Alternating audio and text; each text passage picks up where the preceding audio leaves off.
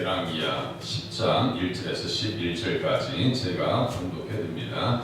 아합의 아들 70명이 사마리아에 있는지라 예후가 편지들을 써서 사마리아에 보내서 이스라엘 귀족들 곧 장로들과 아합의 여러 아들을 기록하는 자들에게 전하니 일렀으되 너희 주의 아들들이 너희와 함께 있고 또 병거와 말과 견고한 성과 무기가 너희에게 있으니 이 편지가 너희에게 이르거든 너희 주의 아들들 중에서 가장 어질고 정직한 자를 택하여 그의 아버지의 왕제에 두고 너희 주의 집을 위하여 싸우라 하였더라. 그들이 심히 두려워하여 이르되 두 왕이 그를 당하지 못하였거든 우리가 어찌 당하리요 하고 그 왕궁을 책임지는 자와 그 성읍을 책임지는 자와 장로들과 왕자를 기록하는 자들이 예후에게 말을 전하여 이르되 우리는 당신의 종이라 당신이 말하는 모든 것을 우리가 행하고 어떤 사람이든지 왕으로 세우지 아니하리니 당신이 보기에 좋은 대로 행하라 한지라. 예후가 다시 그들에게 편지를 붙이니 이르시되 만일 너희가 내 편이 되어 내 말을 너희가 들으려거든 너희 주의 아들 된 사람들의 머리를 가지고 내일 이맘때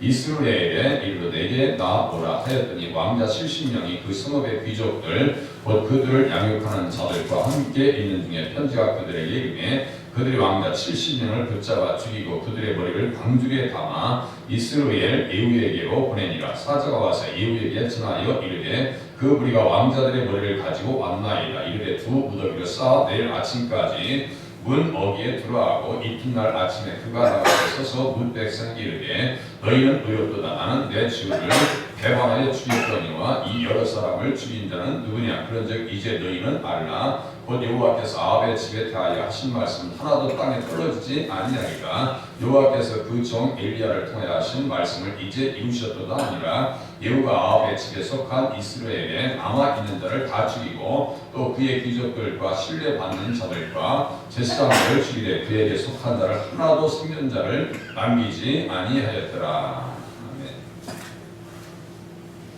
예후가 계속해서 혁명을 일으키고 수청을 이어라 종교개혁 역사를 계속해서 오므리 가문에 대해서 하나님의 공의로운 심판이 지금 예후를 통해서 이루어지는 것을 볼 수가 있습니다.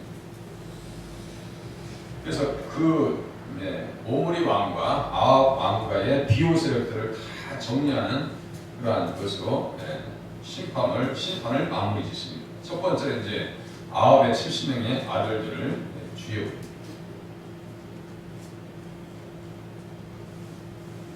70명이라고 하는 것은 7의 만수거든요. 그러니까 완벽하게 하나님께서 처리하시는 것을 볼 수가 있습니다. 아합이 다른 부인을 뒀다는 기록이 없는 것을 볼 때 이세벨이 70명을 낳을 수는 없잖아요. 그렇죠? 한 여인이 어떻게 많이 낳아도 70명을 낳을 수 없잖아요. 그러니까 자손들, 아들들이라고 하는 것은 자손까지 다 포함되거든요. 손주들까지 다 포함된단 말이에요. 그러니까 그 집안이 부모가 잘못된 길을 선택하고 다른 신을 섬김을 통해서 그렇게 비참하게 죽임을 당한다.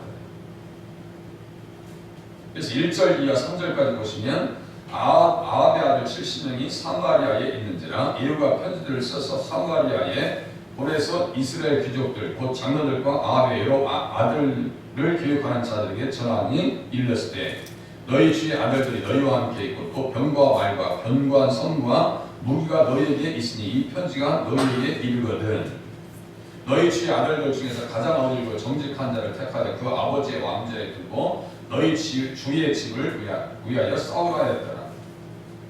싸우려고 하면 해보자 이거죠. 도전자 가서 왕자를 세우고 그냥 지금 너희들 집 그 안에 보니까 견고한 성과 무기가 있으니까 한번 대항을 해보라 이거예요. 도전해보라 이거예요. 이 사람들 그 편지를 듣고 얼마나 두려워합니까? 벌써 권력은 누구에게 기울었어요? 예후에게 다 기울었어요. 원성이 하늘을 치르고 백성들의 마음은 아합의 가문에 대한 불신으로 가득 차 있었어요. 그죠? 이렇게 하면 안 되잖아요. 잘못된 길로 갔음에도 불구하고 권력이 너무 강하니까 뭐 말을 못했던 거예요. 그 아주 그냥 무자비하게 통치한 거 아니에요? 그런데 예후가 혁명을 일으키고 하나님께서 예후를 통해서 그 집안을 심판하라고 하시는 말씀을 들으니까 사람들이 성도를 위해다가 옷을 깔고 일시적으로 다 옹호하고 협력했어요. 그러니까 권력에 중심이 어디로 이동한 거예요? 예후 쪽으로 이동한 거예요. 두 왕이 당하지 못했는데 자기들이 어떻게 당할 수 있겠느냐. 이미 이 사람들은 뭐예요? 아합의 아들 여호람이 예후의 손에 죽은 것을 알아요.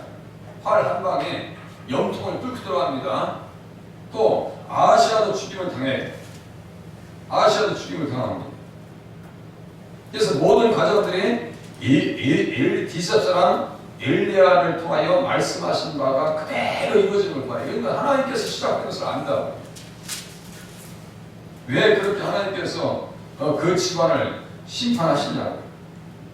나봇, 그것도 이스라엘 땅에서 누구 땅에서요? 나봇의 땅 아니에요? 나봇의 땅.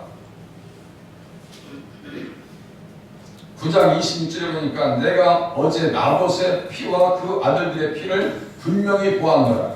그 아들들의 피까지 보았대요. 나봇의 피와 그 아들들의 피를 분명히 보았다. 그러니까요, 그 상속받을 사람도 없게끔 완전히 다 죽여버린 거예요. 지금 나봇만 죽인 것이 아니라 그의 아들들의 피까지 보았다. 그러니까 이 가만히 성경을 보면 이게 얼마나 못된 짓을 했냐고요.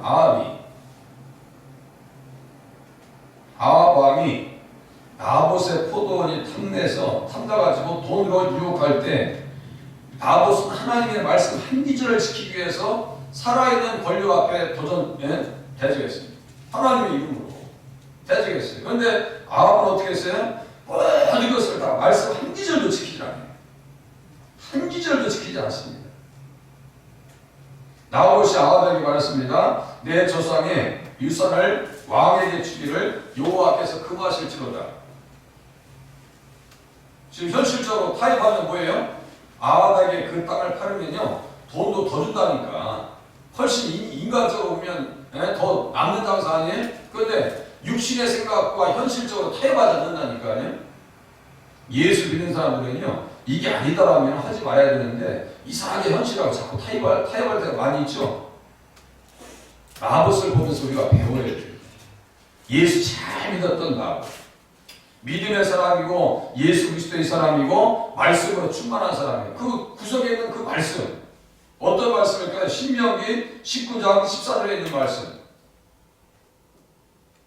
내 소유가 된 기업의 땅에서 조상이 정한 내 이웃의 경계표를 옮기지 말라. 그 한 말씀이고 다 이거 붙잡고 있는 거예요. 이게 왕이 달라고 해도 나봇은 줄 마음이 없어요. 왜? 하나님께서 금하신 것을 내가 어떻게 하겠냐 이거예요. 하나님께서 하지 말라고 하셨는데.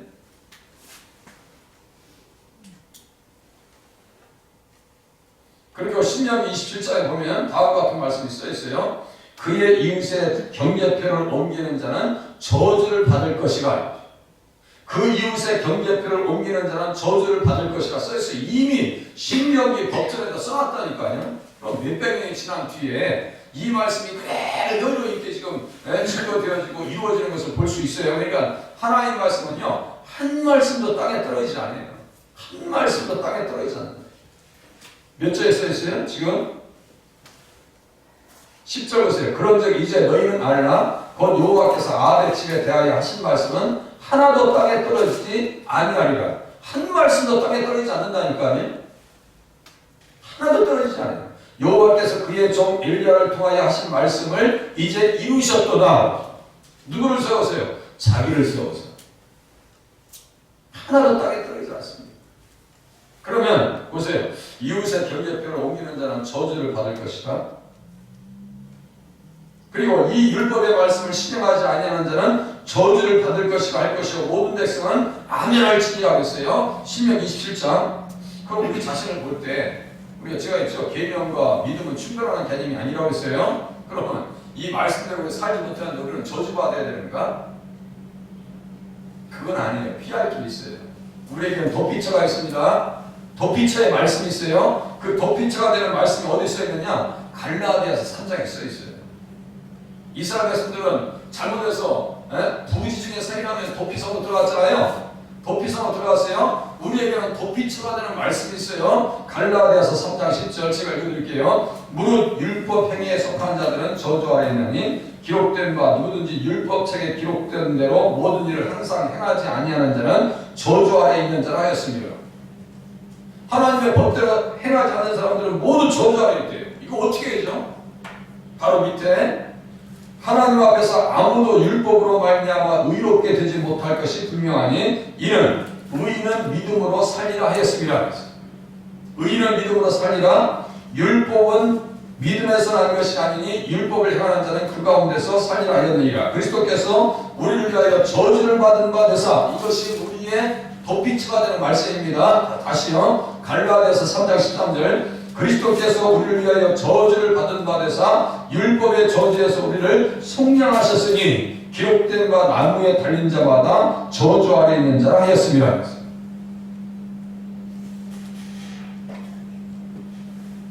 우리를 위해서 예수님께서 저주를 받으셨어요. 십자가는 저주 아니에요? 저주의 형벌이잖아요. 저주를 받으셨어요. 그래서 율법의 저주에서 우리를 속량하셨다는 것은요, 율법이 정지하고 율법이 저주하는 모든 것에서 우리를 사줬다는 거, 속량했다는 거, 샀다는 얘기예요. 여기 샀어요. 여기 샀어요. 그것이 우리가 피할 수 있는 유일한 말씀입니다. 예수님께서 나를 위해서 대신 저주를 받아 주셨어요.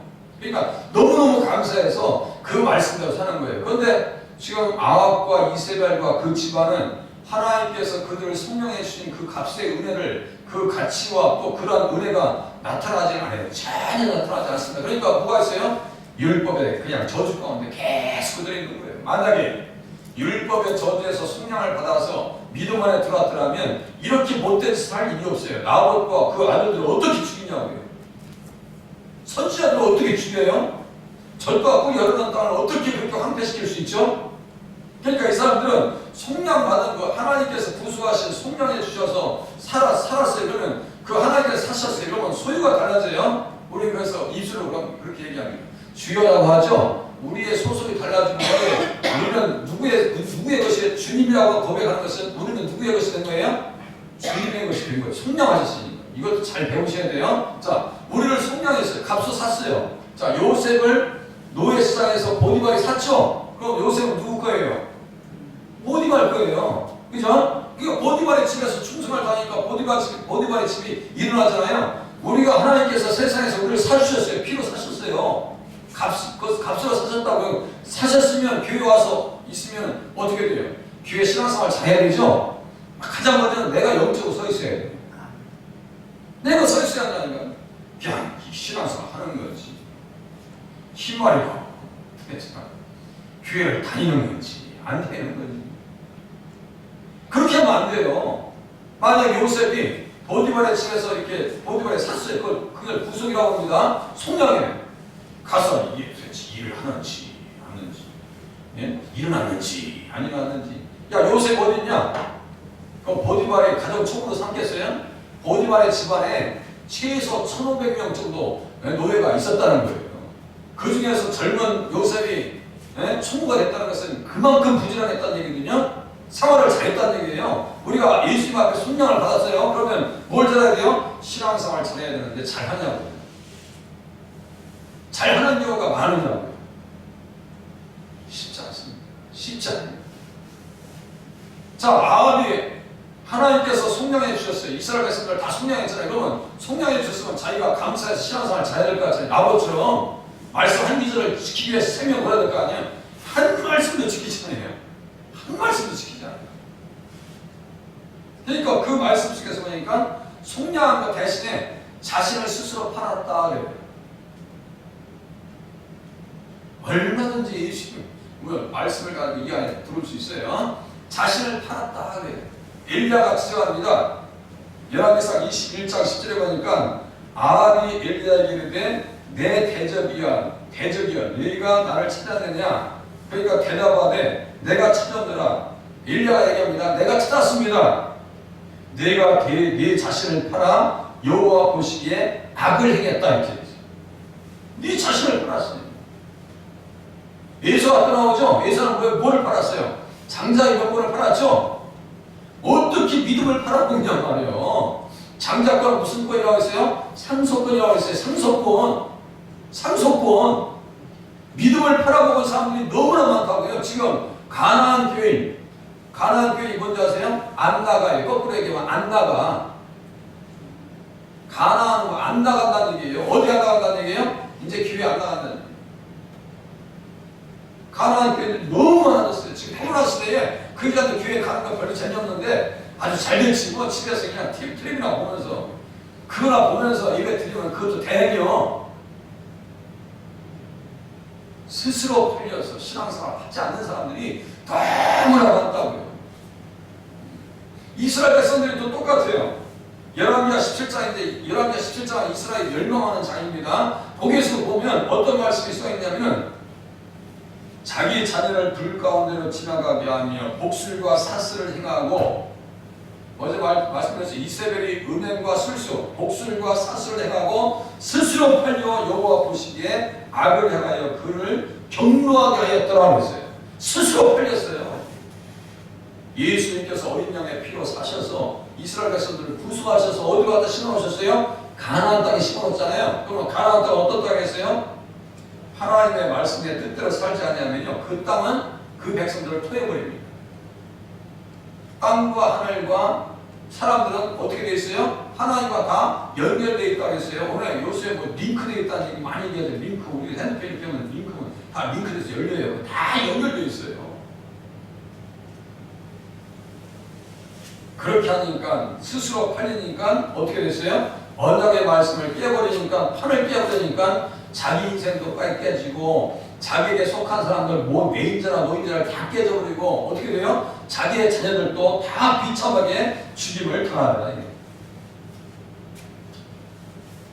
출애굽기에는 말씀 그대로입니다. 나를 미워하는 자의 죄를 갚되 아버지로부터 아들에게로 3, 4대까지 이르게 하더니와 3, 4대까지 왕자를 열심히 교육시키는 거예요. 아무런 가치가 없어요. 그러니까 자, 스스로 팔렸어요. 하나님께서 피로 구속해 주면 보배로운 백성이라고 그래요. 보배로운 백성. 그런데 하나님의 말씀을 지키잖아요. 그러면 신명기 28장에 뭐라고 하냐면요, 너희가 너희 몸을 적군에게 남녀청으로 팔리면 노예시장으로 이제 끌고 갈 거 아니에요. 이스라엘 백성들 노예시장 끌고 와요. 끌고 와서 팔려고 하면 너희를 살 자가 없어요. 완전히 무슨 값 됐어요? 거시기 값 됐어요. 보세요. 예수 잘 믿어야 됩니다. 지금 뭐, 이 교육하는 자들 보니까 이 자녀들 보호할 가치가 있어요, 없어요? 전혀 보호할 가치가 없어요. 지금 이거 붙잡고 있다면 큰일 날 것 같거든. 어질고 착한 사람을 왕으로 한번 세워봐. 어떤 사람이든지 너희 보기에 좋은 데를 한번 해봐. 할 가치를 못 느껴. 이거 뭐 지금 권력이 이동했는데. 예수 잘 믿으면 하나님께서 우리를 높여주십니다. 예수 잘 믿으면 높여주시고 예수를 잃어버리면 못 갚대요? 거시기 갚대요. 어제 아침에 보니까 새벽에 보니까 아니 강아지를 키우는 사람 여기 지나가면서 끝까지 안 했으면 좋겠어요. 새벽에 춥잖아요. 다 어렵다. 발로 차도 안 떨어져. 어때서 집에다 보내는데 세상에 그 강아지 키우는 사람들이 그렇게 키우면 안 되는 거예요. 왜 남의 집에 이렇게 불편을 줘? 네? 그걸 사고 싶으면 그거 보면 짜증나잖아요. 이스라엘 백성들이 하나님의 뜻대로 살 때 말이죠. 다 왕자의 공주예요. 왕 같은 제사장입니다. 보배로운 백성이라고 했어요. 그런데 하나님의 말씀을 버리니까 어떻게 돼요? 완전히 거시기 값게 되는 거예요. 노예성에 내놔도 할 사람이 없어요. 그래서 예레미야서 6장에 보니까 그들 백성들을 뭐라고 하냐면 내버릴 은이다. 예레미야 6장 30절에 사람들이 그들을 내버린 은이라 해요. 내버린. 신약성경에 뭐라고 해요? 소금이 맛을 잃으면 뭐라고 했어요? 밖에 버려져서 밟힐 뿐이라고 했어요. 어제 말씀드렸죠? 세상의 기회를 걱정한다니까요. 이 기가 막힌 얘기 아니에요. 세상의 기회를 걱정한다고. 얼마나 우리가 신앙생활 잘못하면 그런 말이 나오냐고요. 하나님 예수 잘 믿게 해주세요. 이제 밑에 읽고 끝내겠습니다. 네. 4절 보세요. 그들이 심히 두려워 이르되 두 왕이 그를 당하지 못하였거든 우리가 어찌 당하리라고. 그 왕을 책임지는 자와 그 수급을 책임지는 자와 장로들과 왕자를 기록하는 자들이 예후에게 말을 전하여도 우리는 당신의 종이라 당신이 말하는 모든 것을 우리가 행하고 어떤 사람이든지 왕으로 세우지 아니하리니 당신이 보기에 좋은 대로 행하라 한지라. 예후가 다시 편지를 붙입니다. 내일 이맘때에 왕자 70명을 붙잡아 죽이고 7절 그들의 머리를 광주리에 담아 이스무엘 이후에게로 보내니라. 그래서 왕자들의 머리를 다 잘라서 무더기로 쌓아 내일 아침까지 문 어귀에 들어가.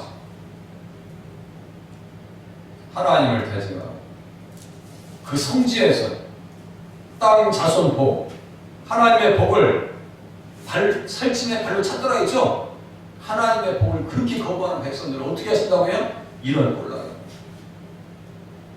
하나님 앞에서 하나님 우리가 믿음 생활 잘하게 하시고 하나님의 말씀의 뜻 안에 내가 서게 하셔서 보배로운 백성으로 거듭나게 도와주시옵소서. 기도하는 새벽 시간이 되시길 바랍니다. 기도합니다.